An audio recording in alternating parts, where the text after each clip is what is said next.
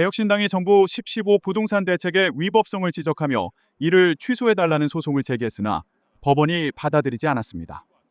서울행정법원 행정14부는 29일 개혁신당과 일부 주민이 국토교통부 장관을 상대로 제기한 조정 대상 지역 지정 처분 무효 확인 등 소송에서 원고 패소로 판결했습니다.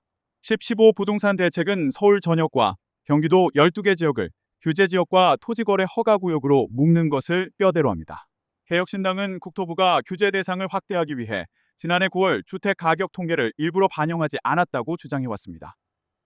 주택법상 직전 석 달간 주택가격 상승률을 기준으로 조정 대상 지역을 선정하는데 지난해 9월 통계를 반영한다면 서울 도봉, 금천, 중랑 등 일부 지역은 부동산 대책 시행 이전까지 부동산 가격이 하락해 조정 지역이 될 수 없었다는 것입니다. 국토부는 부동산 대책 발표 당시 주택가격 9월 통계가 공표되지 않아 정책에 반영할 수 없었다는 입장입니다. 재판부는 조정 대상 지역 지정에 앞서 이뤄져야 할 필수적인 절차가 있고 그 절차를 밟는 과정에서 새로운 통계가 발표된 것이므로 이를 적용하지 않았다고 해서 위법하다고 볼 수 없다고 밝혔습니다. 주택법 시행령상 조정 대상 지역 충족 여부를 판단하기 위해서는 주거정책심의위원회의 심의를 거쳐야 하는데 실제 10.15 부동산 대책을 위한 주거정책심의위는 같은 달 13일 열렸고 한국부동산원의 9월 통계 공표는 이틀 뒤인 15일 이루어졌습니다.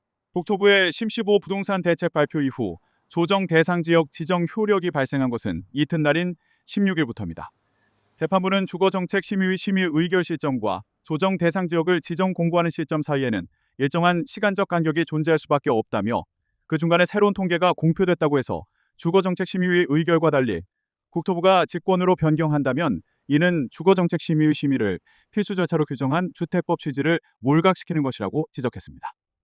그러면서 의사결정의 투명성과 신뢰성 확보를 위해 조정 대상 지역 지정 기준 충족 여부를 판단하는 데 활용할 수 있는 통계는 주거정책심의위 개최 전날까지 공표된 통계라고 봐야 한다고 판단했습니다.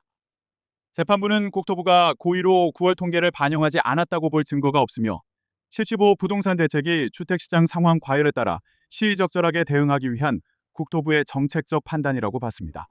그러면서 유사한 규제 효과를 달성할 수 있는 투기 과열지구 지정에 대한 국토부의 재량권이 조정 대상 지역 지정보다 더 넓다며 조정 대상 지역 지정 기준을 충족하지 못한다면 굳이 이를 강행했을 특별한 이유가 없다고 덧붙였습니다. 천하람 개혁신당 원내대표는 선고 직후 취재진에 납득하기 어려운 판결이라며 판결문을 받아보고 논리적으로 문제점이 있다고 보이면 항소를 적극 검토하려 한다고 말했습니다.